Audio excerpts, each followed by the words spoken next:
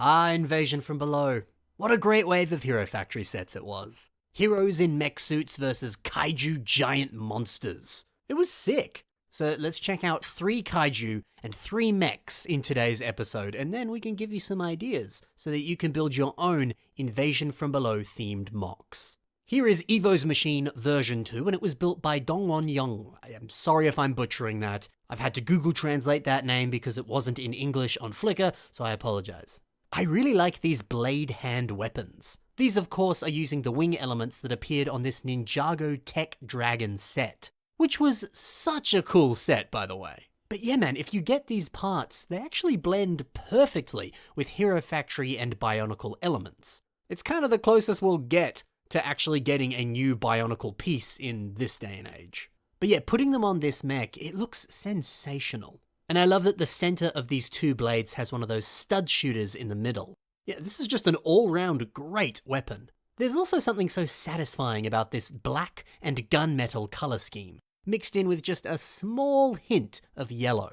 It reminds me of the costumes that we see in the early X-Men movies. Yeah, back when they were too cool for brightly colored outfits, and they had to be all 90s, and they were in full black and leather, all that kind of stuff. Yeah, this darker color scheme, it makes this feel mature and serious. It also looks like the mech was designed for stealth missions or something. I really like it. Also, take a look at this shoulder armor. It's combining 2 pieces to create a quite sick look.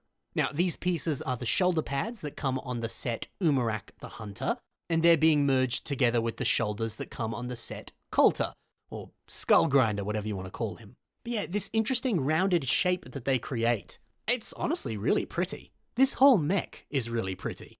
And up next is a MOC that could totally go toe-to-toe with this mech. It's an awesome revamp of Splitter Beast, and this was built by Labark1234. So here's the original Splitter Beast set. It was one of the best sets of this wave, possibly one of the best Hero Factory sets, period. And then here's this revamp. Mate, look at all this new armor. I especially love all of these orange CCBS shells on the torso. The way that they're just really packed in there, it creates a very aesthetically pleasing design. Nice and compact, very well shaped. I like it.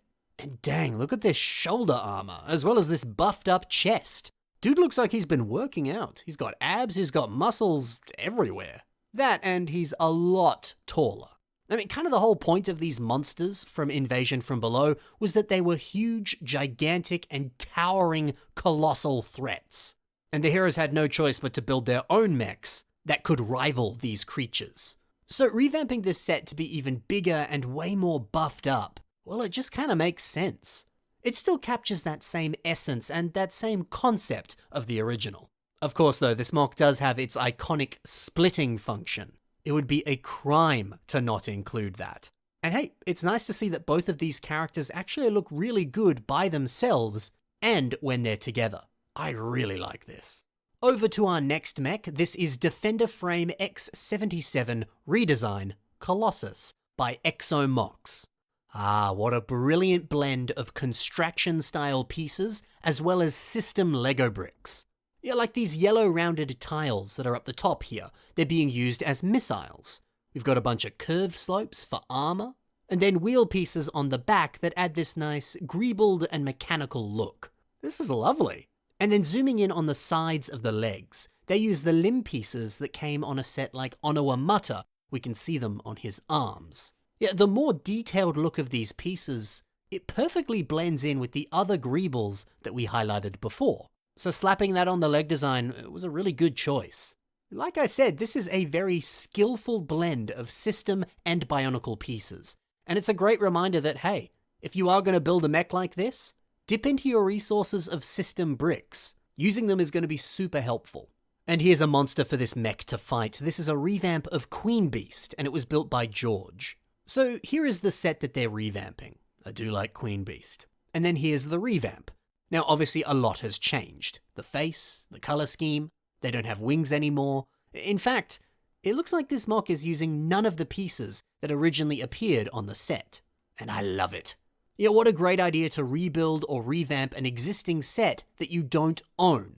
You can use pieces that you do have in your collection and just kind of build your own version of that set. Because hey man, the LEGO aftermarket, it kind of sucks. Sets are so expensive these days, and most of them are way more expensive than they should be.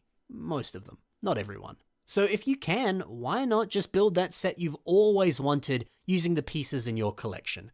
Yeah, it might be a little different, but you can add your own personal touches to it. And that actually might make it a little bit better. And that way you don't have to spend hundreds of dollars buying that original set. Now, the MOC itself. I really dig this more armored up look that Queen Beast has. The CCBS shells look like some kind of sick exoskeleton, something you might see on a bug or a crab or whatever. It's awesome. I especially love the way that these shells flow down the body up into the neck. It just looks good. This rocks. Over to our last mech and our last monster. This is the mech. It's Rocker's stealth machine, and it was revamped by Porlex Mock Building. So here's a side-by-side showcasing the original set as well as the revamp. It's good to see a lot more gold being brought back into this vehicle for Rocker. Because, that was Rocker's color. I guess the original set, it did have a little bit of gold here and there, but it was more so black and gunmetal. Which, I guess that makes sense for a stealth machine. But I don't know, this color scheme just works for Rocker. It fits him nicely, and I like that. I also like this more armored up look for the chest and cockpit area. I also like the gold spike on the top of the mech. I kind of like the idea of him just headbutting creatures and as a result stabbing them instead. And then you got these trans green highlights as well, aren't they pretty? And finally, a MOC with a bit of a surprise to it. This is Soraa Color Beast, and it was built by Tayfun Production. Oh, how cool is this? More of a dragon design for an Invasion from Below monster.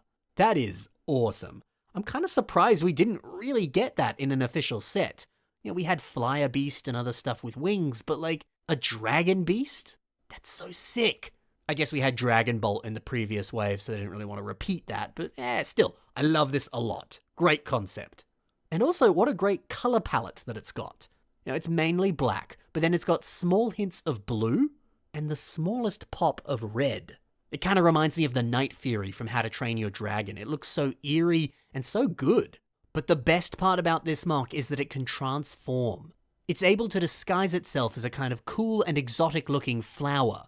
Now, when it enters this flower mode, unsuspecting creatures can come up and, eat the flowers or whatever. And then bang! The top bit strikes down and kills the creature, and then it turns back into a dragon and eats it.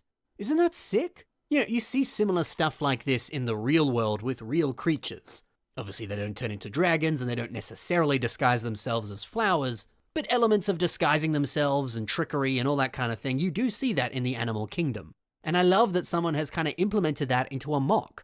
Just the process of seeing this creature disguise itself and hunt its own prey. I can't really say I've ever seen that on a MOC. Seeing that on this build, it feels like I'm watching a nature documentary or something. So hey, if you do build some kind of exotic creature or monster, try and come up with a bit of a backstory for it. Or, at least decide how it catches its prey or something like that.